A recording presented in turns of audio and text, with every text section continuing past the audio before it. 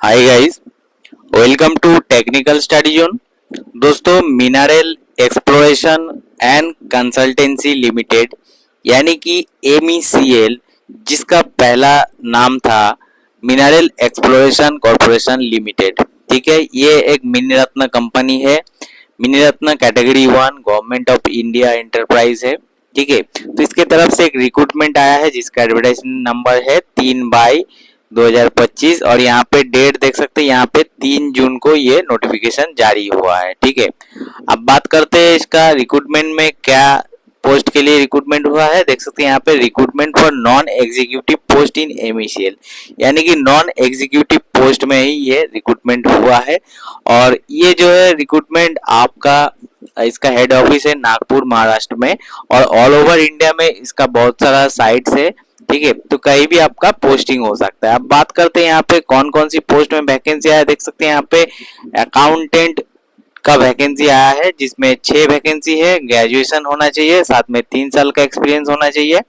Hindi translator में आपका vacancy है, एक वैकेंसी है। पोस्ट ग्रेजुएट हिंदी में होना चाहिए, साथ में 3 साल का एक्सपीरियंस होना चाहिए। उसके बाद आ जाते हैं आपका यहाँ पे टेक्नीशियन पोस्ट, टेक्नीशियन सर्वे ड्राफ्टमैनशिप, जिसमें आपका 15 वैकेंसी है। आपको ITI 10th के बाद ITI होना चाहिए सर्वे और ड्राफ्टमैन सिविल में। ठीक है, इसके साथ आपको 3 साल का एक्सपीरियंस होना चाहिए। आप एज लिमिट भी यहाँ पे देख सकते हैं, सबका एज लिमिट यहाँ पे दिया हुआ है। जैसे आपका अकाउंटेंट में 30, हिंदी ट्रांसलेटर में 30। ठीक है, तो मैक्सिमम एज लिमिट 30 यहाँ पे रखा गया है। ठीक है, टेक्नीशियन सर्वे में भी 30। ठीक है, उसके बाद आ जाते हैं टेक्नीशियन सैंपलिंग। इसमें आपका 2 पोस्ट है। BSc आपका डिग्री मांगा है, 3 साल का एक्सपीरियंस मांगा है। डील कोर माइनिंग सैंपलिंग में 30 साल का यहाँ पे एज लिमिट रखा गया है। उसके बाद आ जाते हैं टेक्नीशियन लेबोरेटरी में 3 पोस्ट है यहाँ पे। उसके बाद BSc केमिस्ट्री फिजिक्स जियोलॉजी आपको मांगा है, 3 साल का एक्सपीरियंस मांगा है और 30 साल का एज लिमिट रखा गया है।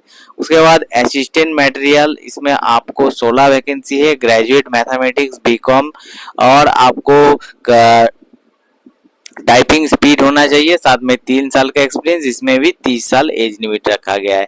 असिस्टेंट अकाउंट्स में यहाँ पे 10 वैकेंसी है। BCom 3 साल का आपका एक्सपीरियंस मांगा गया है, 30 साल का एज लिमिट रखा गया है। ठीक है, उसके बाद स्टेनोग्राफर में 4 वैकेंसी है। आपको ग्रेजुएट प्लस टाइपिंग, साथ में 3 साल का एक्सपीरियंस होना चाहिए, 30 साल का एज लिमिट है। उसके बाद है आपका असिस्टेंट हिंदी, इसमें एक वैकेंसी है। ग्रेजुएट इंग्लिश हिंदी डिग्री होना चाहिए, सर्टिफिकेट होना चाहिए आपको टाइपिंग में, साथ में 3 साल का एक्सपीरियंस, 30 साल का एज लिमिट यहाँ पे रखा गया है। ठीक है, उसके बाद आ जाते हैं टेक्नीशियन ITI पोस्ट का। यहाँ पे वैकेंसी देख सकते हैं। टेक्नीशियन इलेक्ट्रीशियन है। ठीक है, इलेक्ट्रीशियन में आपका ITI इलेक्ट्रिकल में होना चाहिए और 3 साल का आपको एक्सपीरियंस होना चाहिए, 30 साल का यहाँ पे एज लिमिट रखा गया है, एक वैकेंसी। उसके बाद मशीनिस्ट में आपको यहाँ पे 5 वैकेंसी दिया हुआ है। ITI होना चाहिए आपको टर्नर, मशीनिस्ट, ग्राइंडर और मिलर में। ठीक है, किसी भी एक ट्रेड में 3 साल का आपका एक्सपीरियंस होना चाहिए। ठीक है, उसके बाद है आपका टेक्नीशियन ड्रिलिंग, इसमें है आपका 12 वैकेंसी। ITI आपको earth moving machinery, diesel mechanic, motor mechanic, fitter में होना चाहिए, 3 साल का आपका यहाँ पे एक्सपीरियंस होना चाहिए, 30 साल का एज लिमिट रखा गया है। ठीक है, उसके बाद मैकेनिक पोस्ट में एक वैकेंसी है। Diesel mechanic, motor mechanic, fitter भर सकते हैं, 3 साल का एक्सपीरियंस मांगा गया है। उसके बाद मैकेनिक कम ऑपरेटर ड्रिलिंग, इसमें 25 वैकेंसी है। इसमें आपका earth moving machinery, diesel mechanic, motor mechanic, fitter apply कर सकते हैं, 3 साल का एक्सपीरियंस, 30 साल का एज लिमिट रखा गया है। जूनियर ड्राइवर, इसमें आपको 6 वैकेंसी है। मेट्रिकुलेशन, साथ में ड्राइविंग लाइसेंस, 3 साल का एक्सपीरियंस, 30 साल का एज लिमिट यहाँ पे रखा गया है। अब सिलेक्शन प्रोसीड्यूर यहाँ पे क्या है।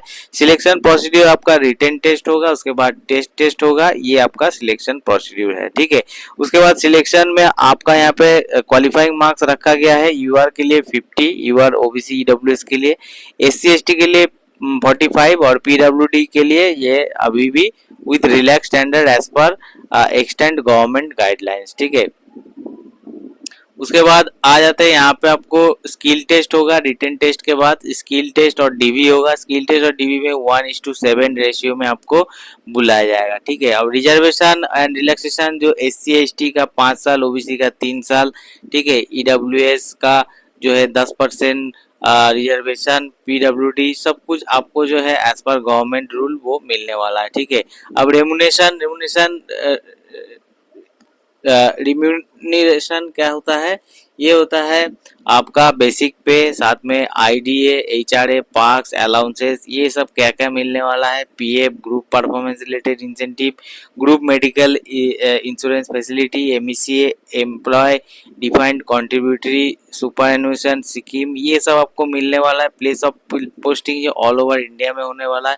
प्रोबेशन पीरियड यहाँ पे 1 साल का रहने वाला है, 1 साल। ठीक है, उसके बाद मेडिकल फिटनेस में आपको क्या क्या मेडिकल फिटनेस, मेडिकल टेस्ट करके आपको ज्वाइनिंग करना होगा, उसका भी डिटेल्स यहाँ पे दिया हुआ है।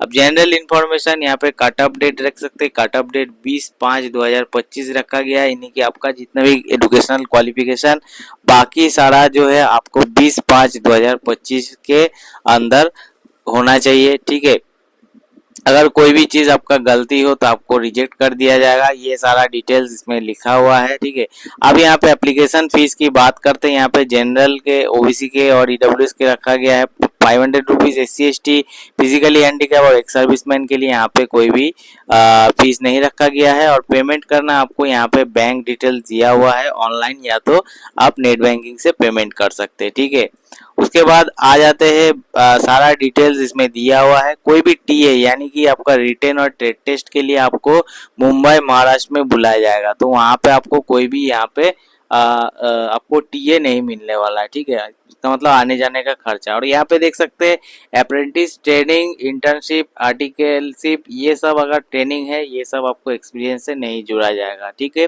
अगर आपका अप्रेंटिस है तो ये एक्सपीरियंस हिसाब से नहीं माना जाएगा। ठीक है, बाकी डिटेल्स आपको यहाँ पे जो है भर देना होगा।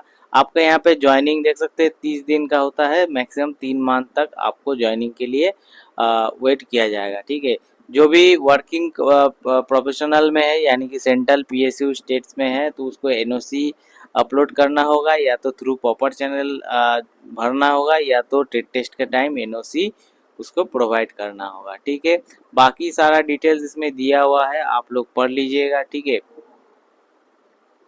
उसके बाद यहाँ पे हाउ टू अप्लाई में यहाँ पे लिखा हुआ है कैसे आपको अप्लाई करना है। और उसके बाद आ जाते हैं यहाँ पे देख सकते हैं यहाँ पे आपका जो है साइज यानी कि जो डॉक्यूमेंट्स अपलोड करना है उसका किस फॉर्मेट में, साइज कितना, वो भी दिया हुआ है। जैसे Aadhaar card, valid driving licence, caste certificate, PWD, ex serviceman, इसको आपको एक पीडीएफ में बना के डालना होगा जो कि 500 KB के अंदर। ठीक है, उसके बाद एसेंशियल क्वालिफिकेशन जो होता है आईटीआई, उसमें आपको पीडीएफ 500 KB का बनाना होगा। ऑल सर्टिफिकेट यानी कि मार्क्सिट सर्टिफिकेट सब कुछ एक ही पीडीएफ में डालना होगा।